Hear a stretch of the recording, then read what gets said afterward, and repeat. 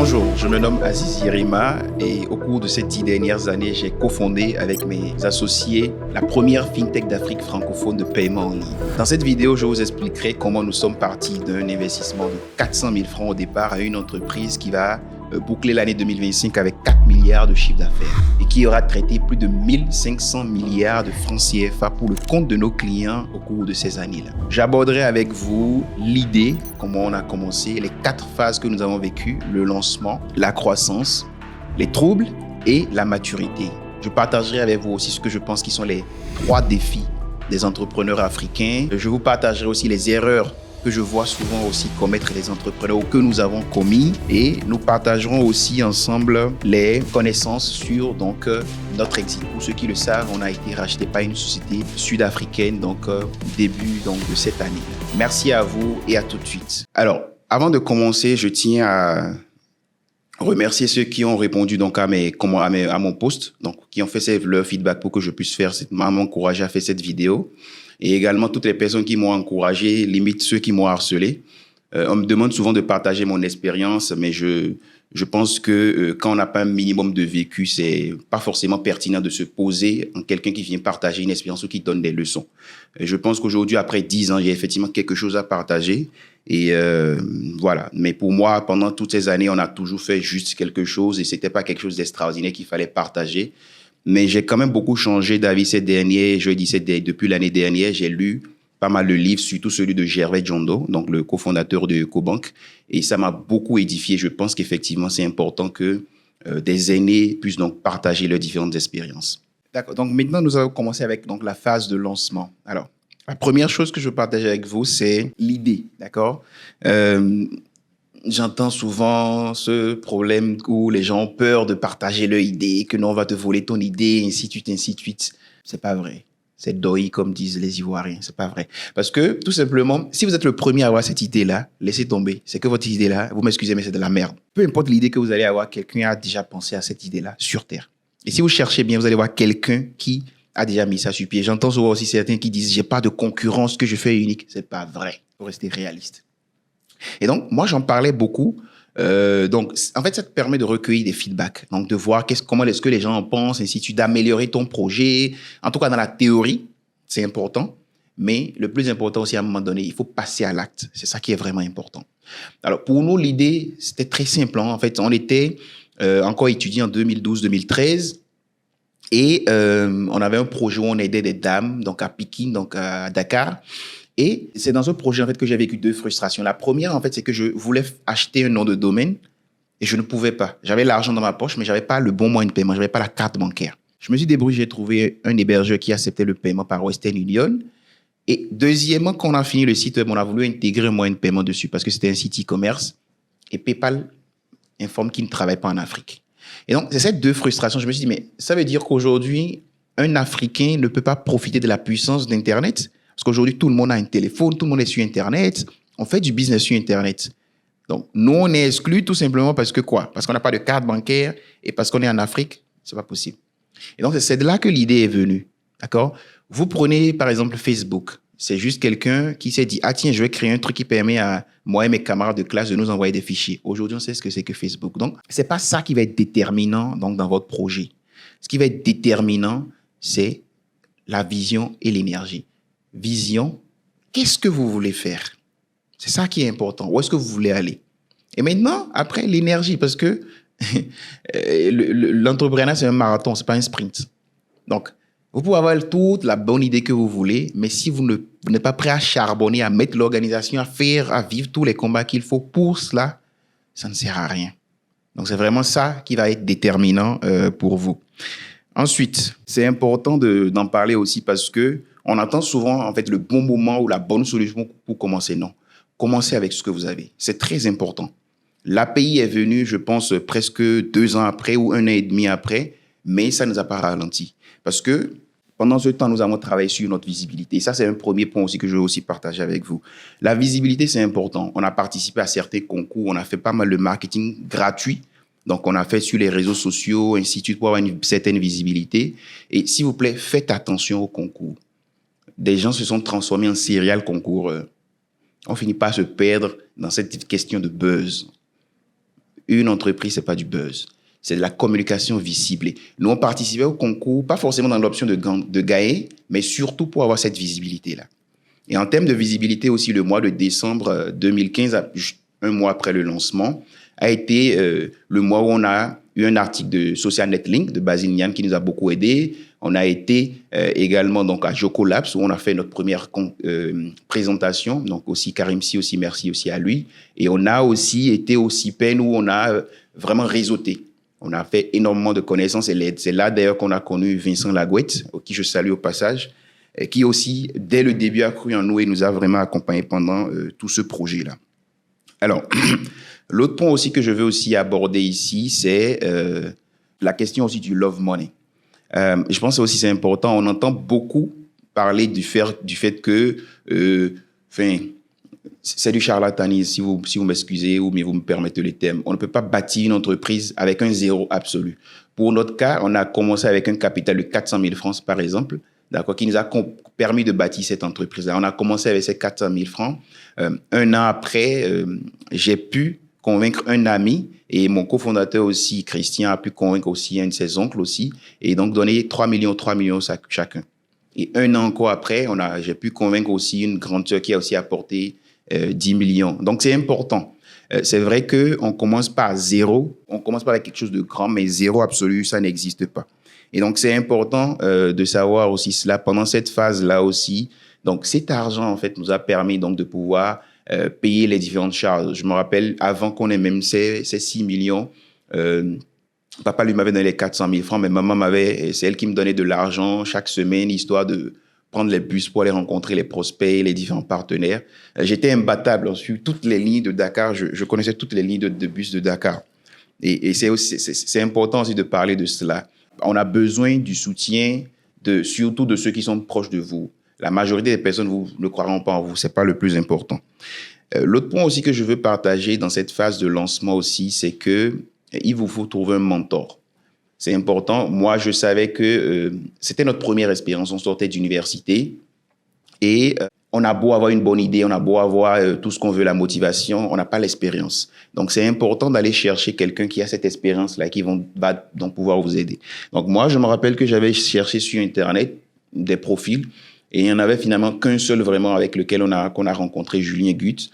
On a tout de suite matché. Je pense on s'est très bien compris. Lui, c'est un Français, mais qui a donc travaillé dans des pays européens, mais aussi dans des pays émergents. Donc, les paiements en ligne pour lui, c'était tout à fait naturel que ça viendrait forcément en Afrique. Et tout de suite, on a eu un deal. Donc, le deal, c'était quoi? Contre des actions de l'entreprise, il devait nous aider sur la structuration donc de l'entreprise. Il devait nous aider donc sur son réseau, parce qu'on n'a pas envie de passer encore à aller faire le pied de grue devant les partenaires pour obtenir les contrats. Et il devait nous aider à lever des fonds. On verra qu'on n'a jamais levé. Ce n'est pas de la faute de Julien, ce n'est pas de la faute de personne, c'est un ensemble de points. L'autre point que j'ai gardé pour la fin sur cette phase de lancement qui est très critique, c'est les pivots. Votre entreprise ou votre projet, vous ne l'avez pas conçu pour vous. Vous l'avez conçu pour vos clients. Et c'est important d'être à l'écoute du marché. C'est le marché qui va déterminer ce qu'il faut. On a fait énormément de pivots, c'est-à-dire la phase de lancement pour nous où ça a duré donc de 2015 à 2017.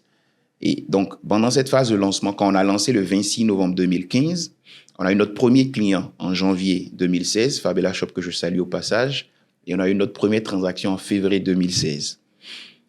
On pensait que voilà, c'était le début, des bonnes choses et que voilà, toutes les transactions allaient suivre, mais non. On a continué comme ça pendant quasiment 2 ans où on avait à peine, on pouvait passer le mois à 10 transactions, 15 transactions, et donc on est très loin de la réalité. On est très loin de la réalité. Et c'est là où justement pendant cette phase-là, on a eu les Love Money, ça a été vraiment très utile, donc pour pouvoir continuer à supporter, à payer les serveurs, ainsi de suite, et les différentes charges qu'il y avait.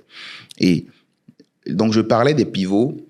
Le premier pivot qu'on a fait après, justement, qu'on a eu ce premier paiement, c'est, vous savez, PayPal, c'était vraiment ça, l'inspiration.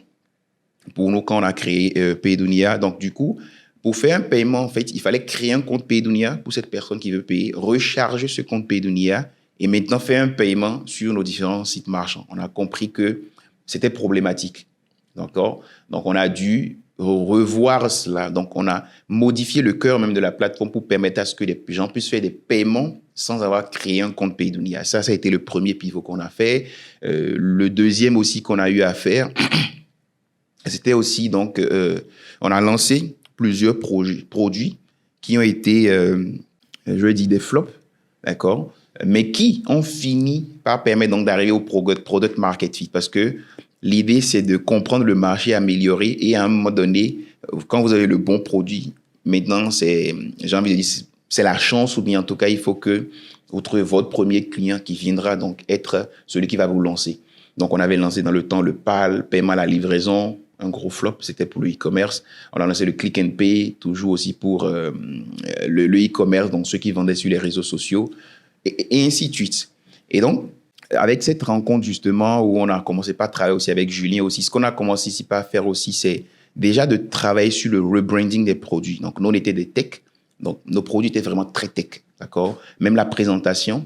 Donc, on a commencé par aussi faire des pivots, améliorer les produits pour qu'ils deviennent les solutions, pour qu'elles deviennent un peu plus orientées produits que techniques.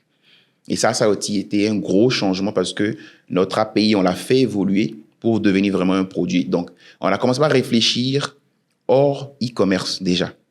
Parce qu'on s'est rendu qu'à un moment donné, le e-commerce, ça n'allait pas. On a fait 2015, 2016, 2017.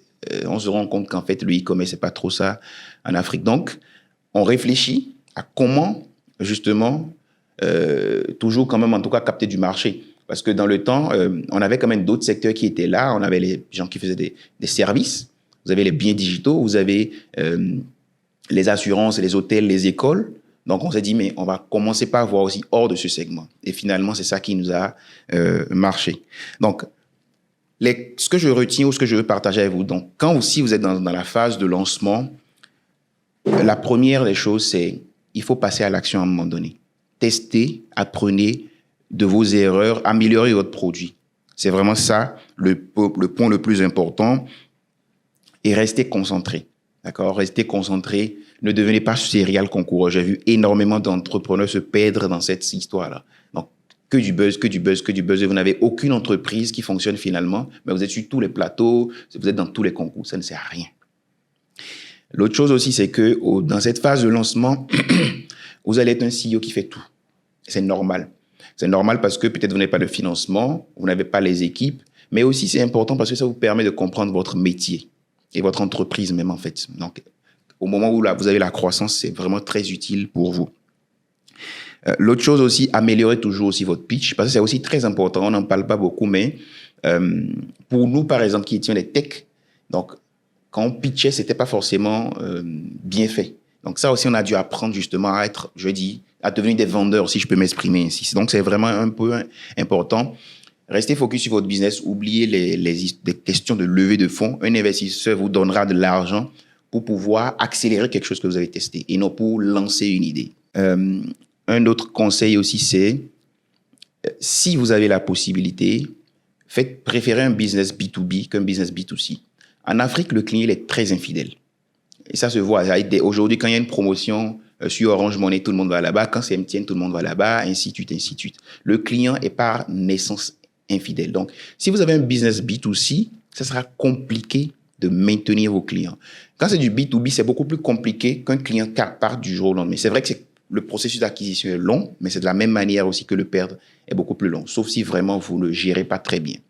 Donc, voilà un peu les derniers points que je veux partager ici sur cette phase de lancement avec vous. C'est il y a aussi tout un buzz autour de start-up.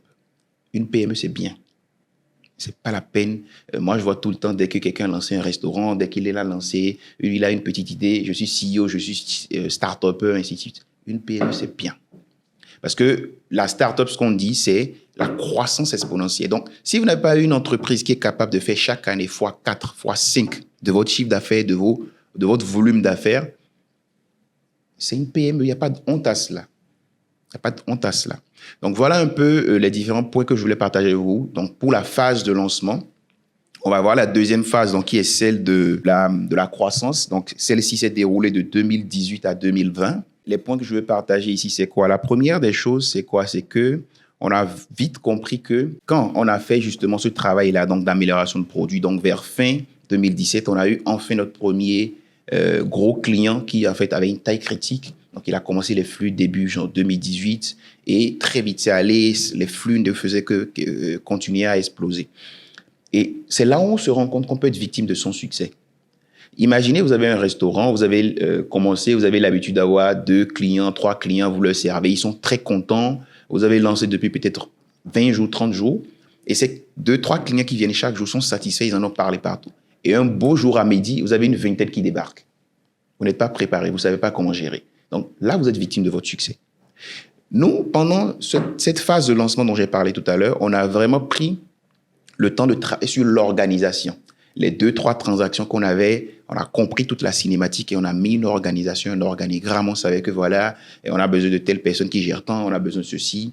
Et on a mis aussi sur pied des procédures. Séparer l'argent des clients, séparer l'argent de l'entreprise, comment faire telle réconciliation, comment ceci, comment cela. Et ça, c'est très important. Quand vous êtes dans cette phase de lancement aussi, travaillez sur cette organisation. N'attendez pas quand ça marche. Non.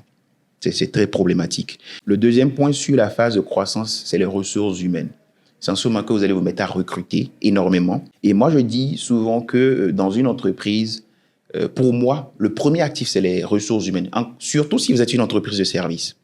Parce qu'au finish, c'est eux qui vont concevoir votre produit ou ce que vous vendez en tout cas, qui vont traiter le client, les accompagner. Et au finish, toute l'entreprise repose sur eux. Et donc, c'est important de savoir comment vous recrutez, quel est le mécanisme que vous mettez pour maintenir vos collaborateurs et les faire évoluer. Nous, pour recrutement, tu venais avec ton attitude, mais c'est la compétence qui faisait que tu restais. Et c'est important, l'attitude, parce que nous, on a une culture d'entreprise où on favorise le travail collaboratif. Dès que l'entretien, on sent que tu es quelqu'un d'égoïste, quelqu'un d'autant, ça aussi c'est très important, on a besoin de des gens qui sont décomplexés. On n'a pas besoin de quelqu'un qui vient, qui pense qu'il est trop fort, et ainsi de suite. Donc, c'est très important, être participatif, être vivant, bon père de famille, faire des petits gestes à terre, aider, je dis plutôt, tes collègues. Et il n'y a pas ce truc hiérarchique, tout le monde est dans l'open space, que sans un stagiaire, le CEO, ils peuvent parler, il n'y a pas de problématique. Et donc, c'est important aussi que quelqu'un fit avec cette culture-là. Et quand vous recrutez, nous, on a beaucoup aussi investi dans la formation pour faire évoluer les collaborateurs, mais aussi investi dans, le bien-être, et tout ce qui est la fidélisation. On avait par exemple la salle de gym gratuite, une subvention sur le déjeuner, la salle de sport, le petit déjeuner. On a organisé ce qu'on appelle les Pay d'Union Chill. Donc, c'est chaque année, on prend toute l'entreprise, on va dans un hôtel, une semaine de vacances. Donc, bref, l'idée étant de mettre tout le monde à l'aise. Et on avait aussi des primes trimestrielles aussi. Donc, tout ça, c'est important parce que ça permet de garder les employés motivés et, comme je dis, de les maintenir. Donc, et vous devez avoir un processus clair et quelqu'un qui gère cela. Nous, dans le temps, on avait un happiness manager, donc, après le recrutement, qui s'occupait d'eux. Mais aussi, de la même manière que vous faites, c'est aussi important, on n'en parle pas beaucoup, mais vous devez aussi avoir un critère hygiénique. Chaque année, si vous voyez qu'il y a des gens qui vont plomber l'équipe, je suis désolé, il faut les remercier. C'est triste à dire, mais c'est ça la réalité. L'autre chose aussi, c'est aussi les salaires.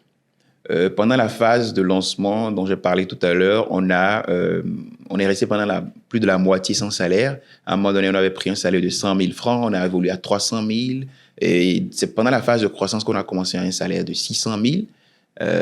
Non, il y avait 400 000 avant, on a fait 600 000. Et vers fin, je pense, de 2020, on était autour de près maintenant de 1 500 000. C'est aussi important parce que pendant cette phase-là, on investit beaucoup. On avait des collaborateurs qui étaient mieux payés que nous. Ça aussi, ça fait pas des sacrifices qu'il faut faire. C'est important parce que ça vous permet de garder les pieds sur terre et surtout d'investir dans l'entreprise. Et je me rappelle que pendant cette phase-là, donc on a aussi beaucoup investi dans le marketing. Donc pour ceux qui ont peut-être un peu suivi l'histoire, donc dans cette phase-là, on avait pris un premier bureau qui était juste à côté du Jus Mieux Moi, donc à Ouest Foire, à Dakar. Et on avait pris tout le bâtiment qu'on avait brandé, mais en réalité, on n'était que sur un seul étage. D'accord? Donc, j'avais négocié avec la propriétaire pour qu'on puisse faire le branding. Et ça a été très important aussi pour la marque de l'entreprise et, je veux dire, la notoriété.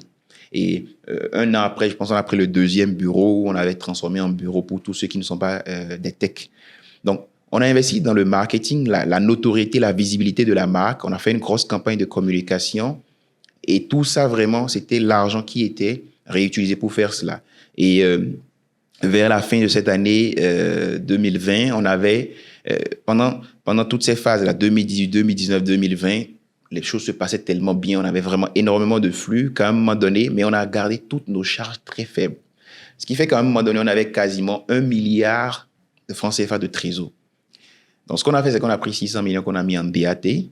Donc, histoire, justement, comme je dis, on ne sait jamais. Et heureusement pour nous, d'ailleurs. Et on a mis donc cet argent-là en BAT et ça nous a été utile juste après. On verra dans la phase 3 comment ça a été utile. L'autre chose aussi, pendant que vous êtes dans cette phase de croissance, c'est la gouvernance. Moi, je savais aussi que pour bâtir une entreprise, je vais dire une institution, d'accord, sur le long terme, vous avez besoin, d'accord, d'un certain niveau de structuration. Les procédures qu'on avait fait, c'est bien, mais il y a bien plus que cela. Donc, pour ça, je voulais qu'on mette sur pied un conseil d'administration avec une majorité indépendante. C'est-à-dire, il y avait 5 administrateurs, 3 étaient indépendants. Je me rappelle quand j'expliquais même aux employés, je disais que bon, du jour au lendemain, on peut me renvoyer. Les gens étaient en mode c'est quoi, c'est ton entreprise, vous êtes actionnaire, et ainsi de suite. Je dis non, mais c'est ça, les bonnes pratiques. Et c'est important aussi. Beaucoup d'entrepreneurs aussi à qui j'en parlais aussi trouvaient le concept très bizarre. Mais ça a été très utile parce que avec ce conseil d'administration, le premier conseil d'administration, ça a été très houleux. Ils ont justement ramené toutes les choses que j'aime pas, enfin, je vais dire que j'aimais pas, qui m'ennuyaient beaucoup. C'est où vos états financiers. Ils disent, ah oui, j'ai demandé, on a envoyé, c'est quoi ça? C'est qui votre CAC, votre commissaire au compte? Non, mettez-moi un Big Four. Il dit, les Big Four, ils coûtent cher, ils vont pas ceci, ils vont pas. Vous prenez un Big Four. C'est où vos procédures? C'est quoi les procédures de signature, la matrice de délégation? Bref, beaucoup de paperasserie, beaucoup de choses justement qui tournent autour de la gouvernance et qu'on n'aime pas souvent parce qu'on est justement dans le feu de l'action, mais qui sont indispensables. Et aujourd'hui, je ne regrette pas parce que quand on a investi du temps, de l'énergie dessus, on a même changé justement le CAC. Je peux vous assurer qu'on a eu pendant plusieurs années nos états financiers qui n'étaient pas certifiés parce que justement, le travail n'était pas bien fait. Donc, c'est là où tu te rends compte de vraiment tous ces différents points-là. Et donc, vraiment, c'est un peu ça. Donc, si j'ai des conseils à partager pour ceux qui sont dans cette phase de croissance-là, avec le recul, c'est des choses que nous, on n'a pas faites, mais avec le recul, je pense que vraiment, ayez toujours un budget. Vous avez besoin d'avoir un budget minimum chaque année, mais vous avez besoin aussi d'avoir de la visibilité sur votre trésorerie pendant les 18 prochains mois. Si vous n'avez pas de la visibilité sur les 18 prochains mois, ou bien si vous n'avez pas la trésorerie pour les 18 prochains mois, vous devez enclencher un certain processus de restructuration, de baisse, ainsi de suite, ainsi de suite. L'autre chose aussi, c'est que pendant cette phase-là, vous devez continuer à innover.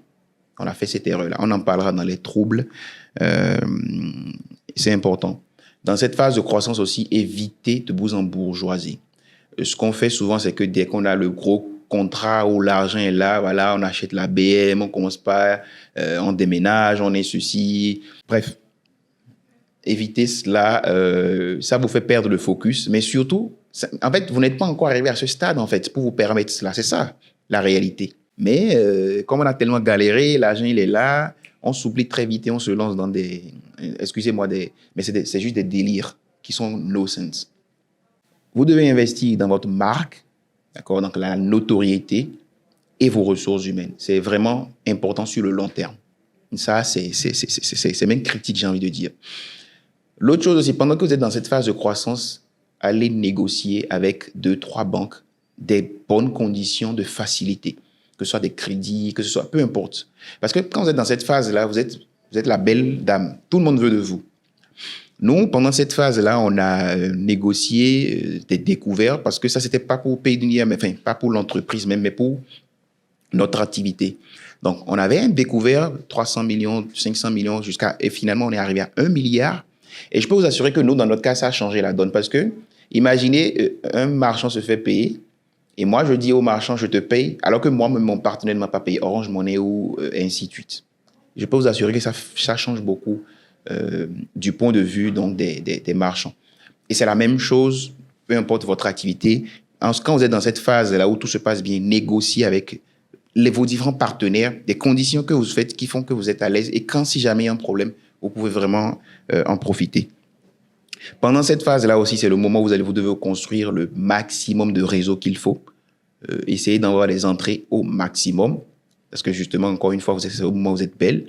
C'est ce moment aussi, vous devez aussi commencer par aussi, si vous avez identifié certains sujets, commencez par faire aussi tout ce qui va tourner donc autour du lobbying. C'est très important. Et surtout, diversifiez-vous. Diversifiez-nous. Nous, jusqu'à cette date-là, on était au Sénégal.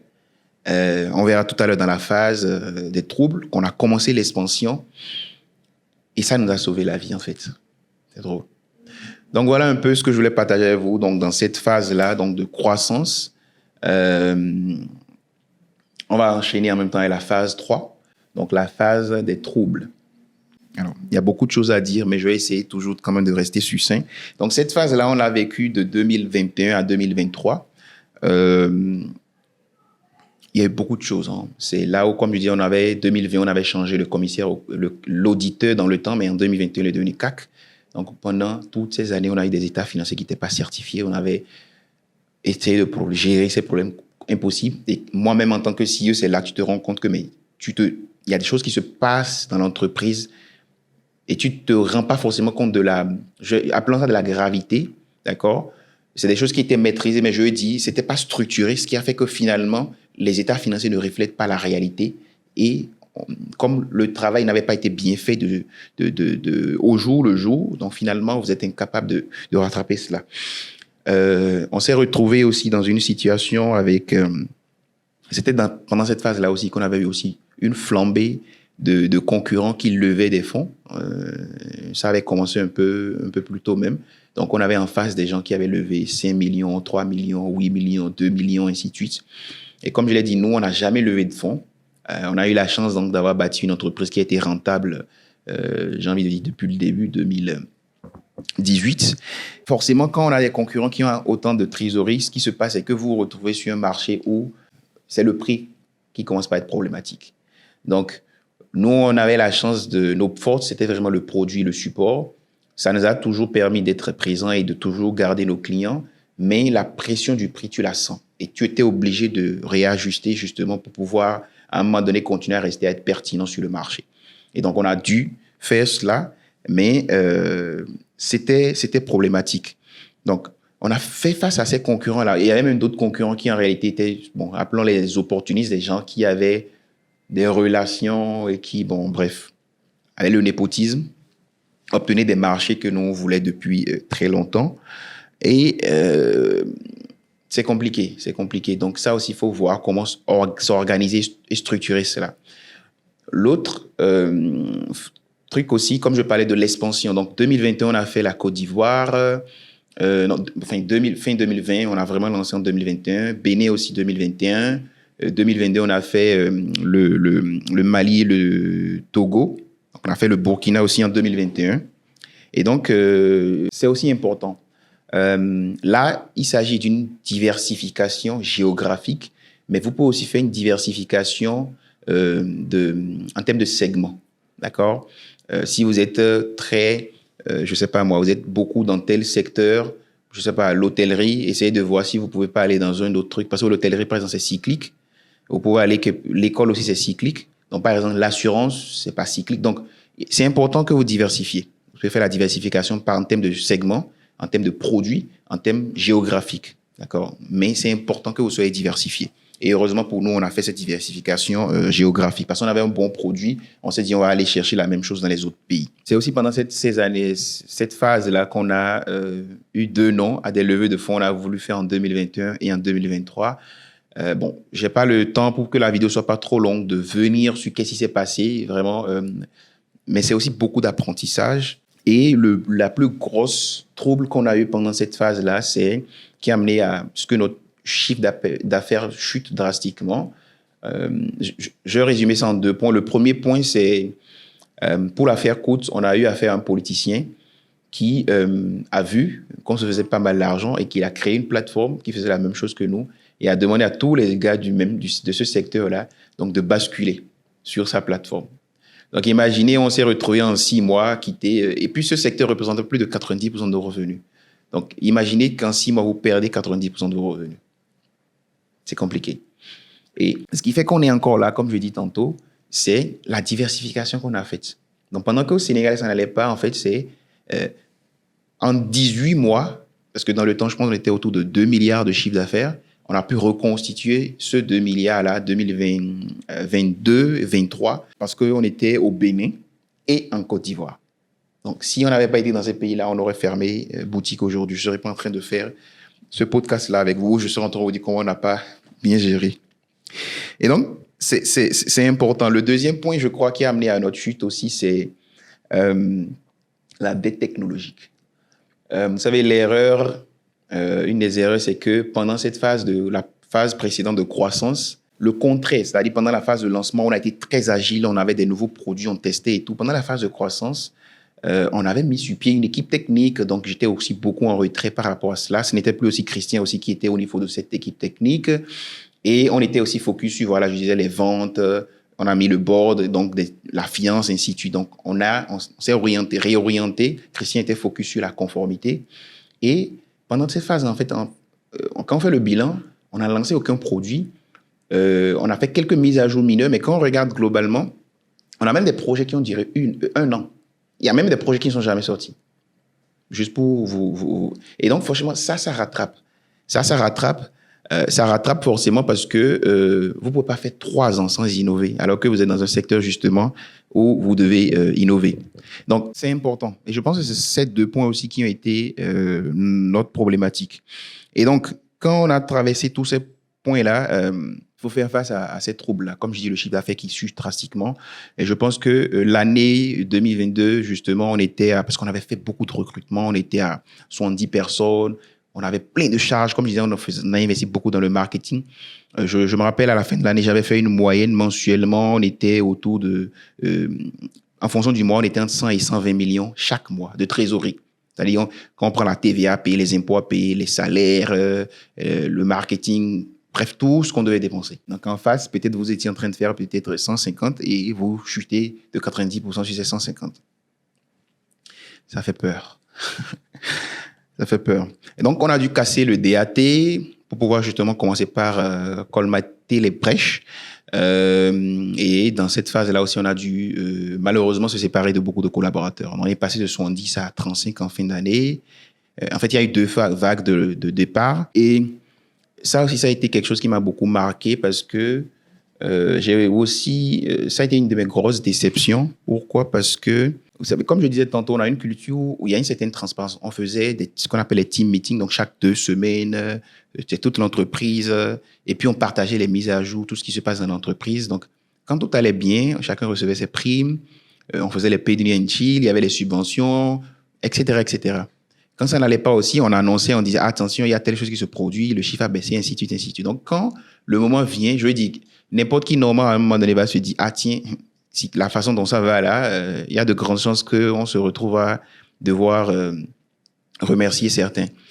Et dans cette phase, donc, après, comment on choisit, ça aussi, c'est un autre débat, ça peut être aussi une autre vidéo, peut-être, ça dépend. Mais dans cette phase-là, j'ai été beaucoup déçu parce que vous aviez, enfin, bon, je dis, il y a 2 groupes. Il y a certains que pour moi, qui ont eu la bonne réaction parce que, comme je dis, on avait une certaine transparence. Donc, pour moi, eu la bonne réaction en disant, effectivement, je comprends et puis, il n'y a pas de problème. Mais ils ont été durs dans les négociations et je trouve que c'est normal. Vous en avez d'autres qui, eux, ont été limite ingrats, j'ai envie de dire. Et pire, certains, en partant, essayer de couler l'entreprise, ce que je comprends toujours pas. Et quand tu travailles ça, parce que moi, j'ai parlé avec toutes les 30 personnes qui ont dû partir. Et déjà, c'était compliqué émotionnellement de gérer cela. Et quand tu rajoutes à ça, que tu vois certains qui, justement, essaient de te couler parce qu'ils sont en train de partir, de rajouter sur les problèmes, tu te dis, mais finalement, tout ce que tu as fait pendant toutes ces années, pendant que les gens étaient même mieux payés que toi-même, pendant que tu faisais ceci et cela, bah, finalement, tu as mis toute cette énergie-là. Pourquoi? Je faisais dans un entretien RH chaque mois, chaque 2-3 mois, pour écouter chaque collaborateur. Comment ça se passe, qu'est-ce qu'il y a, même dans la vie personnelle, est-ce qu'il y a des choses qu'on peut faire, ainsi de suite. Donc, finalement, tu as l'impression juste qu'on t'a rendu... Bon, moi, je ne m'attends pas à ce qu'on me rende du bien. L'être humain est comme ça. Mais je m'attends à ce que tu me rendes du neutre et non que tu cherches à me rendre du mal. Donc, c'est ça vraiment qui a été vraiment très choquant. Mais bon, on a géré. Après ça aussi, il y a eu une autre départ en 2023 avec un de mes directeurs. Là aussi, une grosse déception parce que c'est quelqu'un que j'ai considéré limite comme un de mes cofondateurs. Enfin, je lui donnais la même considération, je lui parlais de quasiment tout. On a traversé ça avec lui et à un moment donné aussi, lui aussi devait partir. Et puis, j'ai été désagréablement surpris par tout son comportement. Et d'ailleurs, on est dans deux procès. Bon, on est en train de gagner. On a gagné un et l'autre aussi. On est en appel dans tout ça, mais je pense qu'on a toutes nos chances. Mais c'est dommage. Et ça a été la seule personne à être licenciée en 10 ans. Toutes les personnes qui sont pas de peignants, ça a été toujours des départs négociés. Mais comme je dis, ça fait partie de l'expérience. Et donc, tout ça cumulé, moi, j'ai fait une dépression fin 2022. J'ai vécu des burn-out. Il y a une différence avec une dépression. Pendant 3 semaines, je broyais du noir. Heureusement, j'ai pas eu d'idées noires, mais c'est compliqué. Vous savez, quand vous avez des entrepreneurs, aussi vous connaissez des entrepreneurs, de temps en temps, prenez votre téléphone, appelez, leur dites, ça va? Ou bien faites les sorties, même si c'est un après-midi ou une soirée. C'est important parce que l'entrepreneur, il est vraiment solitaire. Et tu peux être dans une entreprise, tu as 100 employés, tu rentres à la maison, tu as toute une famille, mais en fait, tu es solitaire. Et ça, il faut le vivre pour le comprendre, malheureusement. Alors, si j'ai des conseils à partager donc, quand vous êtes dans une phase donc, de trouble, la première des choses que vous devez faire vraiment, c'est arrêter tout ce qui est investissement, même peu importe votre plan, arrêtez ce qui est investissement, arrêtez toutes les dépenses qui ne sont pas existentielles. Vous devez vraiment revoir tout cela. L'autre chose aussi, c'est que, par contre, ce qui est un peu contradictoire, c'est que pendant cette phase, vous devez relancer vos ventes. Et nous, j'étais retourné sur les ventes, on avait aussi remis un peu plus de personnes donc, dans l'équipe, ce que nous on appelle les ventes corporate. On avait arrêté l'équipe digital sales, mais on avait réinvesti. C'est ça qui justement a permis de relancer. Parce que quand vous êtes dans la phase trouble, le challenge, c'est pas juste de baisser les frais ou vos charges plutôt, c'est aussi de remonter la pente. Donc, vous devez, à contrario, pendant que vous baissez tout, vous devez voir comment est-ce que vous pouvez relancer vos ventes. Pas forcément investir dans la communication, mais j'ai dit les ventes. Et donc, ça, c'est important. Et ce que vous pouvez aussi faire aussi, c'est, nous, on avait arrêté tous les produits qui tournaient autour, qui n'étaient pas, on est revenu à notre vache à lait. On s'est refocusé dessus. Et donc, tous ces choix-là ont finalement été payants plutôt. Et une fois que vous retrouvez l'équilibre, vous redevenez positif, faites attention, parce que c'est là où le piège, on a l'impression que, ah oui, c'est bon, ça y est, on va respirer. Non. Vous devez vous recréer une nouvelle vie à ce moment-là. Vous supposez que c'est une nouvelle entreprise, que vous êtes dans la phase de lancement. Vous devez voir qu'est-ce que vous faites pour relancer l'entreprise dans les 2-3 prochaines années. C'est important. Et l'autre chose aussi, une des erreurs que moi j'ai fait pendant toutes ces années, il faut trouver l'équilibre entre votre vie personnelle et votre vie professionnelle. Moi, toute ma vie, c'était pénible. Même mes associés, hein, on est restés tous célibataires, peut-être jusqu'à Yuma, peut-être il y a peut-être 2 ans. Mais on est tous restés célibataires. On travaillait de 6 heures, parfois à 22 heures, parfois le week-end, et ainsi de suite. Et c'est important de trouver l'équilibre. C'est un contradictoire. Je vais revenir dessus sur le bilan, mais faut quand même trouver l'équilibre. Alors, la phase 4, c'est donc la phase de maturité. On est revenu au positif, les choses se passaient bien, ainsi de suite. Et c'est là où, en fait, maintenant, le deal avec Pitch vient. Ce qui s'est passé, c'est que pendant qu'on voulait lever, on s'est rendu compte que beaucoup d'entreprises voulaient nous racheter. Dans cette phase-là, vous devez réfléchir long terme. Qu'est-ce qui fera que vous allez continuer à vivre encore? Et donc, on s'est dit, finalement, ça peut être bien de voir ce deal-là. On avait discuté avec les gens de Pitch. On avait la même histoire. Ils ont 13 ans. On a vécu les mêmes choses. Donc, et le courant est vite passé. Et donc, on a parlé du deal. Bon, le deal aussi, c'est quelque chose de long. Ça fait 2 ans. Nous, on a négocié. Enfin, c'est en 2 phases, si vous voulez. Donc, la négociation commençait dans la phase de trouble. Donc, je pense qu'on n'a pas bien négocié. On a négocié un montant forfaitaire qui était de 5 millions d'euros. Donc, ils vont acquérir 50%. Et après, il y a une tranche qui viendra l'année prochaine où, si tout se passe bien, on sera une valo autour de 20 millions d'euros. Les négociations ont pris 6 mois, la due diligence 4 mois. Après, même quand vous avez passé 6 mois à négocier, quand vous rédigez le contrat, c'est encore beaucoup de temps. Donc, on a passé 6 mois à trouver tous les bons thèmes dans le contrat qui fait, je pense, 50 ou 80 pages, hein, quelque chose comme ça en anglais. Et après, il faut aussi remplir les conditions préalables. Parce que quand vous signez le contrat, vous avez aussi des conditions préalables. Une des conditions chez nous, par exemple, c'est qu'on obtienne l'agrément de la Banque centrale. Et voilà un peu. Après, c'est maintenant là qu'on a maintenant le deal lui-même, l'administratif, il faut que ça puisse se produire. Donc, dans cette phase de maturité, les conseils que je peux avoir pour vous, c'est rester parano. Ne baissez pas les bras, restez parano, c'est important. Innover et trouver, comme je l'ai dit, pour nous, une solution long terme. C'est important. Aujourd'hui, en bilan, qu'est-ce que je peux dire? Je pense que ce qui a été, pour partager avec vous, ce que je pense qui ont été les clés de notre succès, je pense le mentor. J'en ai parlé tout à l'heure, je ne vais pas revenir dessus. Concentrez-vous sur le produit et le support. Le prix, c'est pas vraiment ça le truc déterminant. Surtout si vous faites du B2B. Si vous faites du B2C, c'est différent. Sur le B2C, le prix est très déterminant. L'organisation et les process. Et cela, c'est très important. Une autre clé aussi, je pense, c'est la crédibilité. Pendant toutes ces années, je pense qu'on a une certaine crédibilité. Nous, quand on a commencé 2016, on a écrit à la Banque centrale qui nous a reçus. Et pendant tout ce temps, on a gardé contact avec eux. On a mis en œuvre tous les conseils qu'ils nous ont donnés. Ils ont été à l'écoute. Et aujourd'hui, je pense que c'est ça aussi qui fait ce succès-là. Parce qu'on a des agréments et on a aussi surtout mis en place une institution qui est vraiment viable. Toujours un plan sur le long terme. Mettez sur pied un conseil d'administration tant que vous posez. Investissez dans les ressources humaines. Et une autre clé que je crois aussi sont les associés. Je suis avare en éloge ou bien en argument, mais je pense que j'ai eu une chance inédite, j'ai envie de dire, d'avoir 3 cofondateurs qui vraiment, en 10 ans, on n'a jamais eu de problème sérieux. Je dis même avec Honoré qui, pour ceux qui connaissent l'histoire, dès le début, n'était plus là, il est allé au Canada. Même avec lui qui devait gérer la partie technique, à un moment donné, j'ai discuté avec lui pour dire, écoute, étant donné que tu n'es plus dans l'opérationnel ou bien tu n'as pas été dans l'opérationnel, on va devoir baisser tes actions.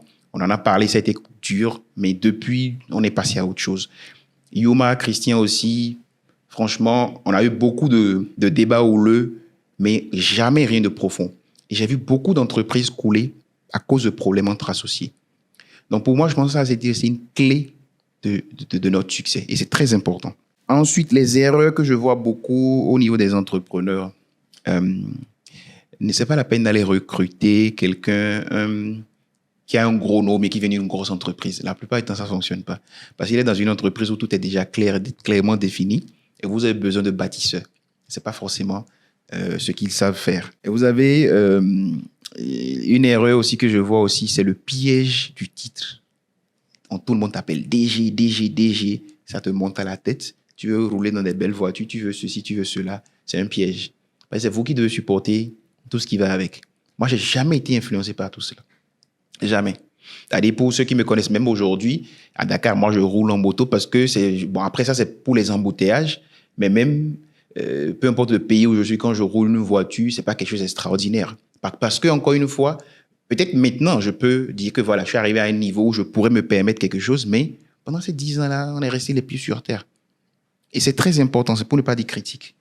Donc, en tout cas, voilà un peu ce que je voulais partager. J'espère, bon, je pense que j'ai quand même été un peu long, mais vraiment, si c'était à refaire, je le referais parce qu'en 10 ans, j'ai appris énormément. Je me suis fait un réseau de malades, des connaissances, et je ne pense pas que j'aurais pu vraiment ne faire ça. J'ai compris beaucoup l'être humain et le marché africain. C'est juste quelque chose d'extraordinaire et je pense que c'est un peu ça.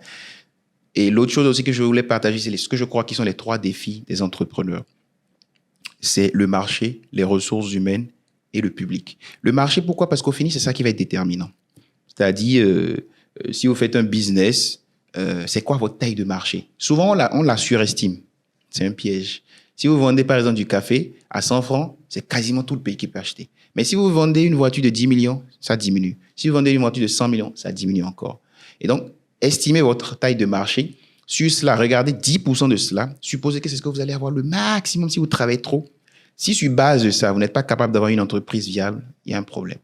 Et c'est ça souvent notre problème. Et nos marchés sont fragmentés en Afrique. Les ressources humaines, j'en ai parlé. Je ne vais pas revenir dessus. Le public, je veux parler plus d'administration. C'est-à-dire si vous avez besoin d'une autorisation, d'un agrément. Vous avez le fisc aussi. On n'en a pas parlé dans la vidéo. Mais bref, tout ce qui tourne autour de ça, qui est aussi un très gros défi pour l'entrepreneur africain. Donc vraiment, c'est important tout cela. Et avant de vous lancer, l'autre chose aussi, assurez-vous d'avoir le minimum. Si vous êtes quelqu'un, vous devez payer votre loyer. Vous devez payer, je ne sais pas moi, la nourriture. Vous êtes sous soutien de famille. Ce n'est pas la peine. c'est du terre à terre, quoi. Moi, j'avais la chance, je vivais avec les parents, donc je ne paye pas le loyer, je mangeais à la maison. Donc, ça m'a permis de me permettre cela. Donc, ça, c'est vraiment important aussi de voilà ça. En tout cas, merci beaucoup d'avoir pris le temps d'avoir écouté cette vidéo. Si vous avez aimé, vous pouvez me laisser des commentaires, je peux répondre. Et si, en fonction de comment ça se passe, si les gens aiment bien cette vidéo, peut-être que je ferai des vidéos par thème parce que je pense que je voulais pas être trop long. Je me suis mis un objectif de 1 heure maximum. Et donc, voilà un peu. Merci beaucoup. Moi, je regarde aujourd'hui avec beaucoup de nostalgie ces 10 dernières années et je me projette dans les 10 prochaines années. Moi, je suis en train de passer la main à ma cofondatrice Yuma et vraiment, merci beaucoup pour toutes ces années. Ça s'est bien passé. Merci beaucoup. Super.